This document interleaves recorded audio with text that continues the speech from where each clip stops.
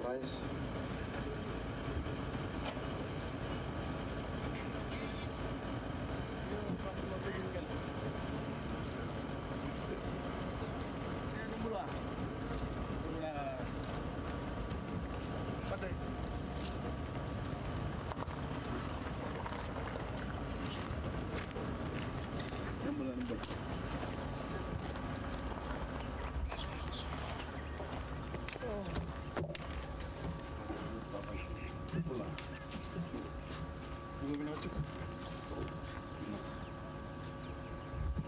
Doon ba inakisi o may laga amuro na uran?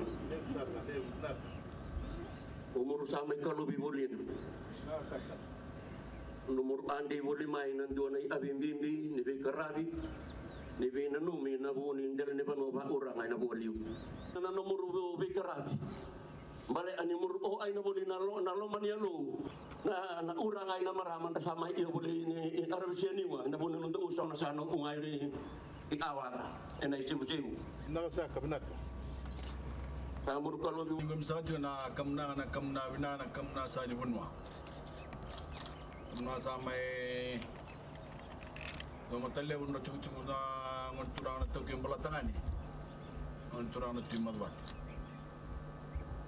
Andam saja na ngonturang na tilabasa. Sa wabi na sa wala na kana may tambo sa na kamna kinda bag sa jukin na walis lisi pamatento. Your Excellencies, distinguished guests, ladies and gentlemen, Bulavinaka, and a very good afternoon to you all. It's wonderful to be back home in Fiji, and I'm especially glad to be here in the north ahead of our Constitution Day national celebration tomorrow in Subrel Park. For decades, Fijians in the north have had to watch national celebrations held in Suva on television, listen over the radio, or read about it in the papers. But tomorrow, we're making history by bringing our National Constitution Day celebration to the North for the very first time.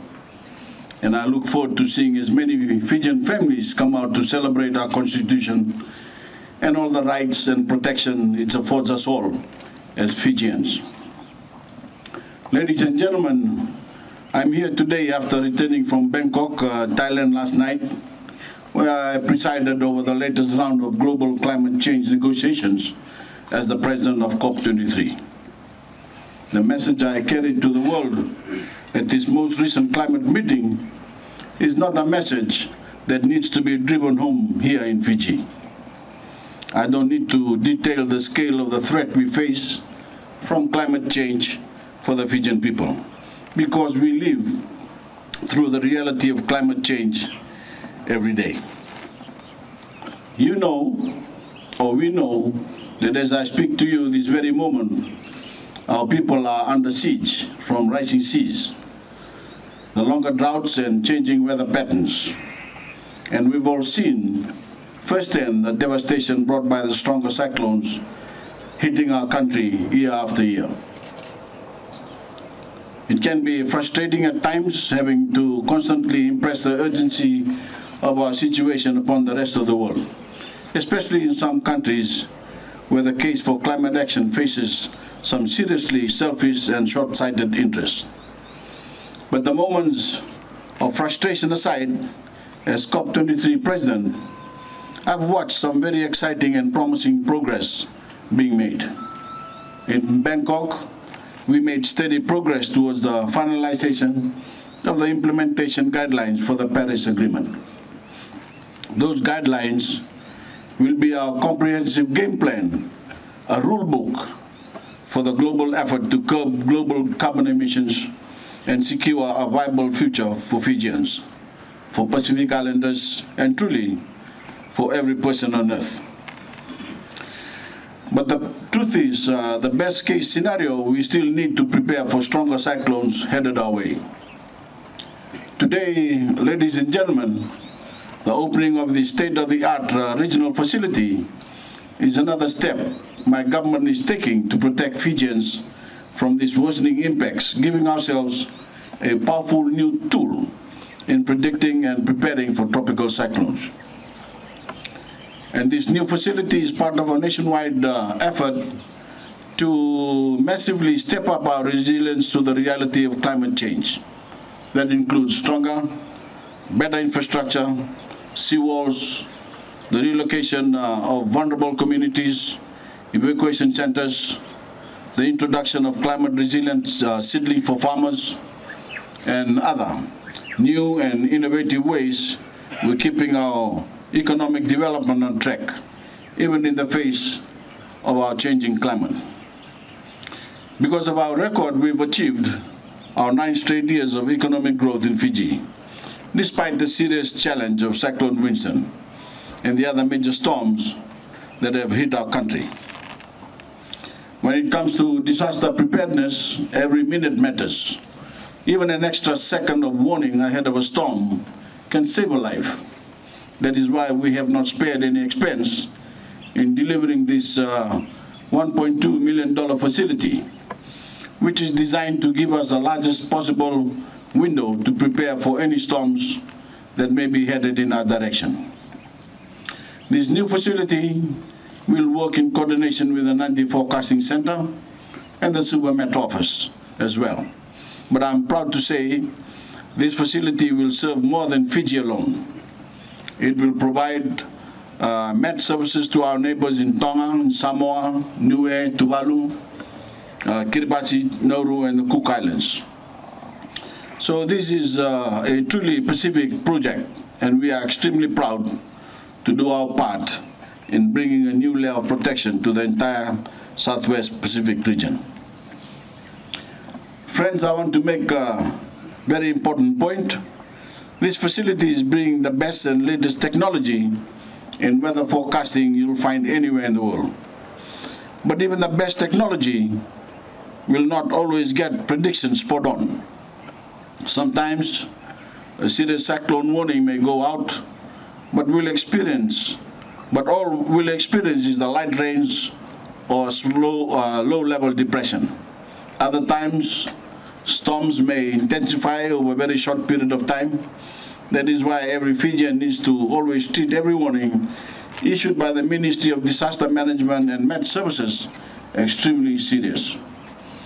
I know making storm preparations can be time-consuming, but it's far better to celebrate a near miss after undertaking the proper preparations than it is to be caught unaware and unprepared for a serious cyclone. So please, listen to ministry officials and treat every storm warning with the seriousness it deserves. Ladies and gentlemen, the basis for this development in all our advocacy on climate change abroad is my belief in a profound truth that God helps those who help themselves. That is why I'm fighting so fiercely here at home and on the world stage to do everything in my power to prepare our nation and our people for the storms on the horizon. Storms, the experts tell us, will only become stronger in the years ahead. That is also why I took on the role of president of COP23. As part of that duty later this month, I will be in California with my friend California Governor Jerry Brown at the Global Climate Action Summit. There we'll bring the grand coalition I've sought to forge from day one of my presidency to life, uniting national governments, states, regions, cities, businesses, and ordinary citizens to put the entire planet on course to stave off the worst climate impacts. From there, I will carry our message for action and greater, more ambitious commitment to New York for the UN General Assembly, and continue to press our case all the way up to our handover of the presidency of COP24 in Poland. I'm proud to officially declare this new facility open, and I very much look forward to our Constitution Day celebrations tomorrow. And I thank you all.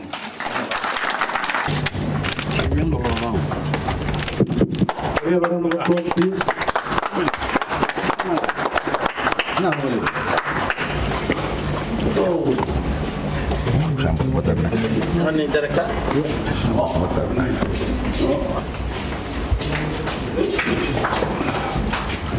Nagolio.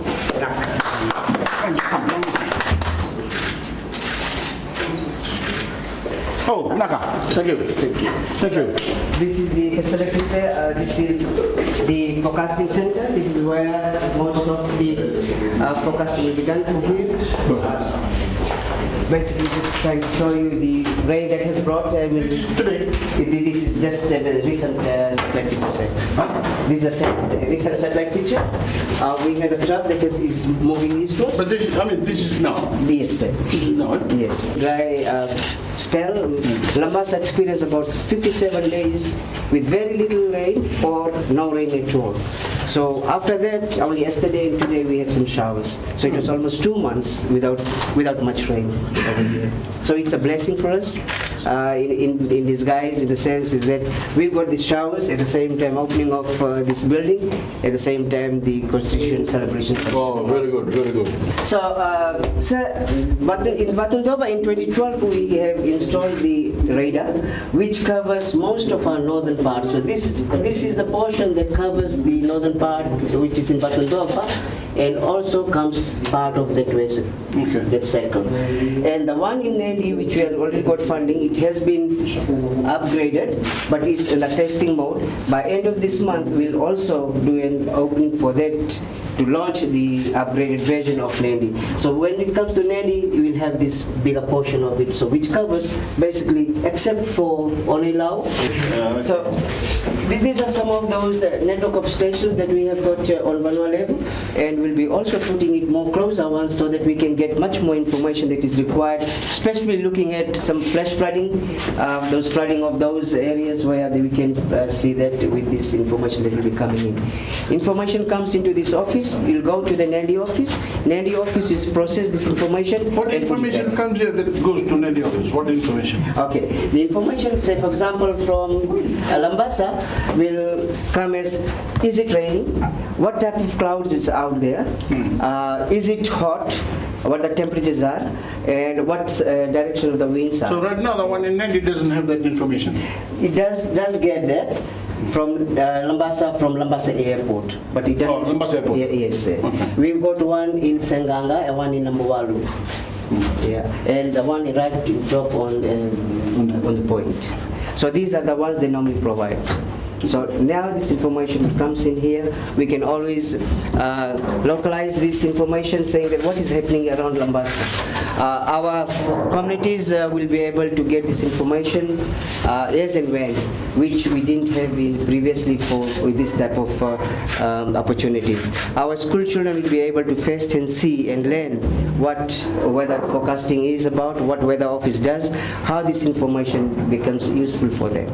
So this is bringing the services more closer to the people, at the same time making a network and having friendship with the people so that we can learn much more and make them aware how does this weather phenomenon affect each one's life.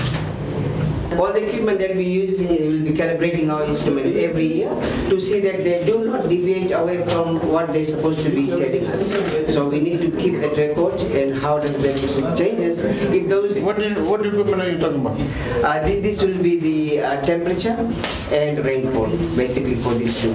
And you test it here? And then we'll do the testing over here and calibration. So this is the calibration. What is the calibration? And this is the workshop. This is where we will look at those instruments that are faulty and we will now we've got a technician over here.